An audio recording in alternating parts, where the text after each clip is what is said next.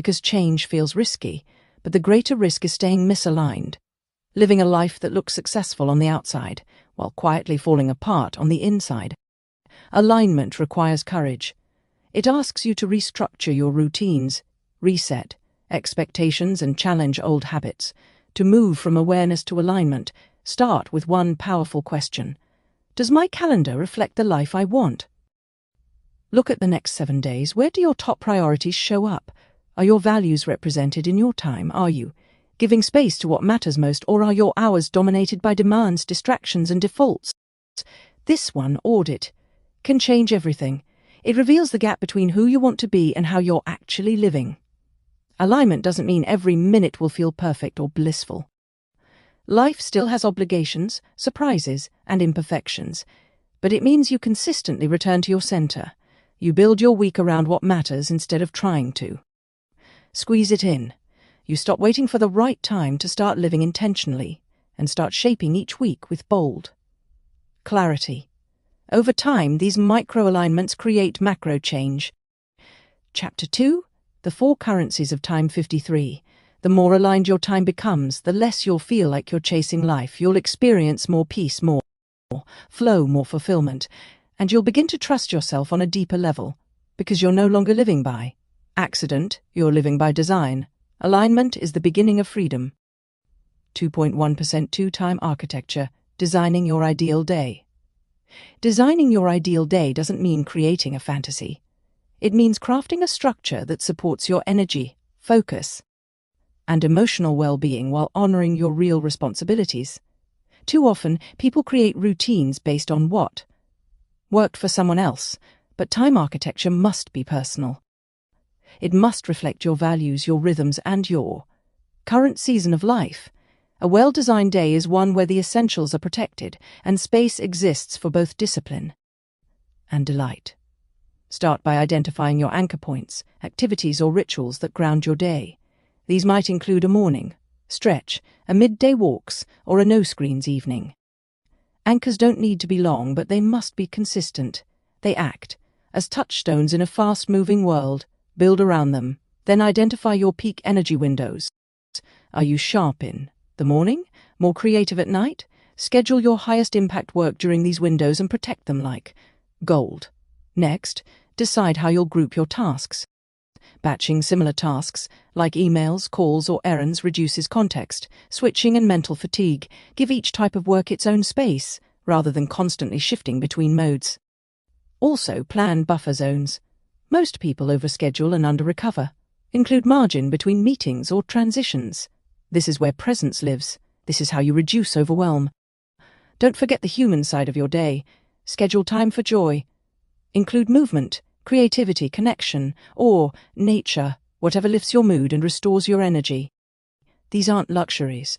They are necessities if you want to sustain a rich and intentional life. Make your day functional and emotional. Finally, your ideal day should be flexible. Rigidity breaks under pressure. Life changes.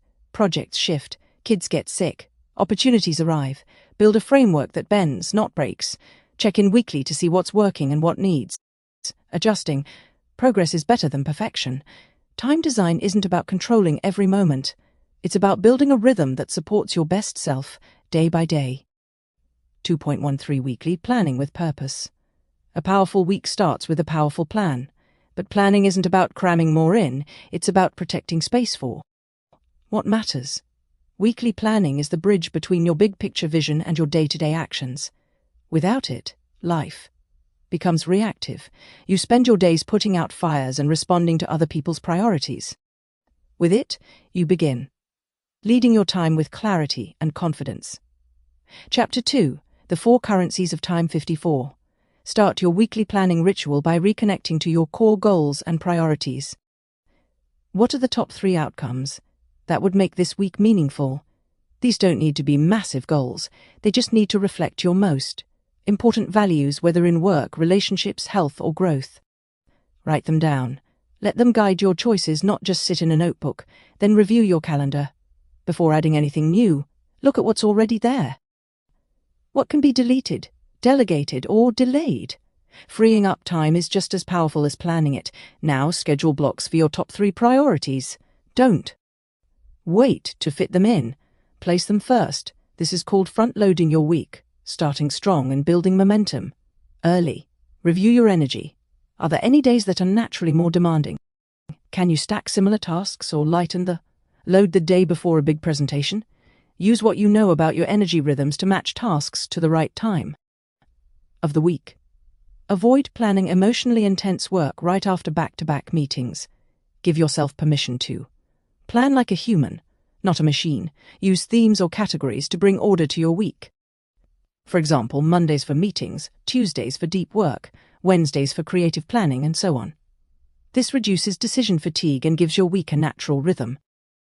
The brain thrives on patterns. Use that to your advantage. Close your weekly plan with a question: what do I need to feel strong and focused this week? This could be more sleep, clearer boundaries, or time in nature.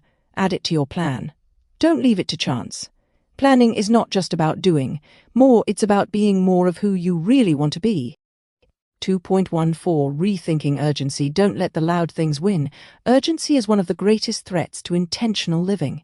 It doesn't always come from real emergencies. It often comes from things that feel urgent but aren't truly important. Emails, last-minute requests, unnecessary meetings, and false deadlines all scream for your attention, demanding immediate action. But just because something is loud doesn't mean it deserves your time. The problem is, most people haven't learned how to distinguish between urgency and importance, so they spend their days reacting instead of creating. When you let urgency run your life, your most meaningful work gets postponed. Your priorities are always second to someone else's panic. The quiet, deep work, like planning, vision setting, writing, connecting, and building, is pushed aside by shallow, reactive tasks. You may feel productive, but at the end of the week you realize you haven't moved the needle on what actually matters. This creates a cycle of busyness without progress. To break the cycle, you must build a filter. Before responding to any task, message, or request, ask yourself, is this truly urgent, or is it just loud? What will happen if I don't respond right now? Will this matter tomorrow or even in an hour? When you learn to pause before you react, you gain power. You take control of the moment instead of letting the moment control you. It's also helpful to set response expectations with others. Let people know when you're available and how quickly they can expect a reply. This trains others to respect your boundaries and your focus. Most emergencies shrink in size when they're met with calm and clarity. You don't need to be available every second to be responsible. In fact, the more reactive you are, the less reliable you become over time. Chapter 2. The 4 currencies of time. 55. Urgency is addictive. It makes us feel needed. It gives us a sense of control. But it also steals our ability to lead. The goal isn't to eliminate all urgency. Some situations truly are time-sensitive. The goal is to discern wisely and protect your most valuable asset, your ability to think and act with intention. Don't let the loudest voices dictate your schedule. Let the wisest choices lead instead. 2.15 The 3-level task filter. Essential, growth, optional. Not all tasks are created equal. Some are essential. Some contribute to growth. And some are simply optional. But when you treat everything with the same urgency and priority, your day becomes bloated and confusing. You end up exhausted without knowing why, simply because you've spent your limited energy on things that don't matter. To break free from this trap, you need a filter, a system for knowing what deserves your time and what doesn't. The 3-level task filter is a powerful tool for simplifying your workload. It divides tasks into 3 categories: essential, growth, and optional. Essential tasks are non-negotiable. They keep your life functioning, paying bills, caring for your health, completing core job responsibilities. These things must happen. Growth tasks help you expand. They include things like skill development, relationship building, or creating something new. Optional tasks are things that can be postponed, minimized, or deleted without serious consequences. Each week, review your to-do list through this filter. What's essential? What's growth? What's optional? Most people discover that their list is flooded with optional tasks masquerading as urgent ones. Reorganizing your week based on these categories instantly brings clarity. Your energy goes first to essentials, then to growth, and lastly to optional items if time and energy allow. This filter also helps during moments of overwhelm. If your day feels packed and you're unsure where to start, use the filter.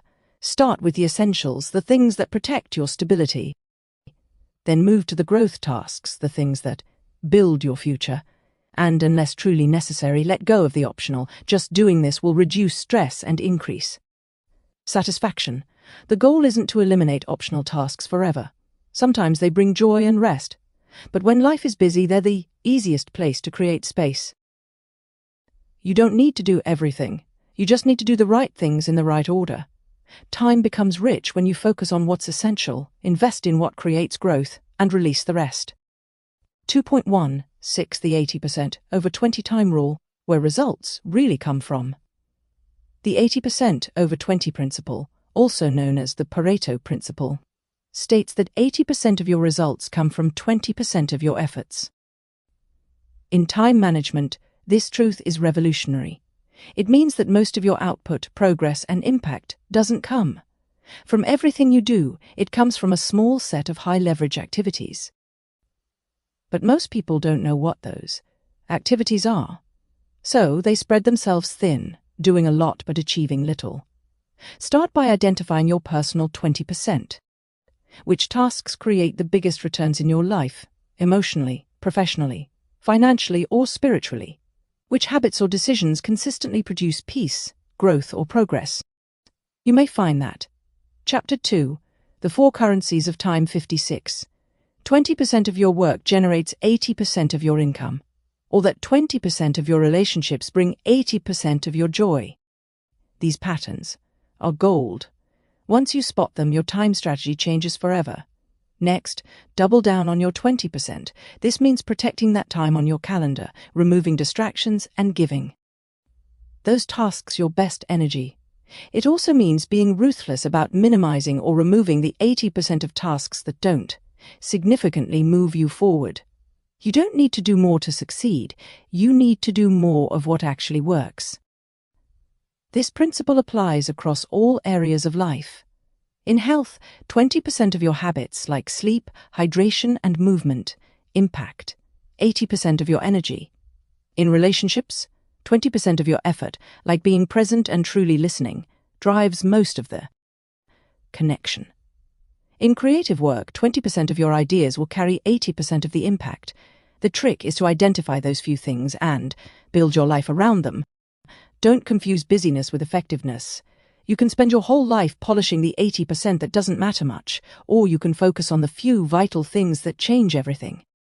When you do, you not only get more results, you feel lighter, freer, and more in control. Small inputs, big outcomes. That's the power of 80% over 20 living. 2.17 Your non-negotiables, designing life's core. A non-negotiable is something you commit to regardless of how busy, tired, or distracted you are. It's a foundational habit or value that you protect no matter what. These aren't just tasks on your to-do list. They're part of your identity. They reflect what matters most to you, and they are the backbone of your ideal week. When your non-negotiables are honored, life feels grounded. When they're compromised, life feels chaotic. To create your non-negotiables, ask, what must be true every week for me to feel like I'm living with integrity? This might include movement, rest, creative time, deep work, family dinner, prayer, journaling, or screen-free evenings. Keep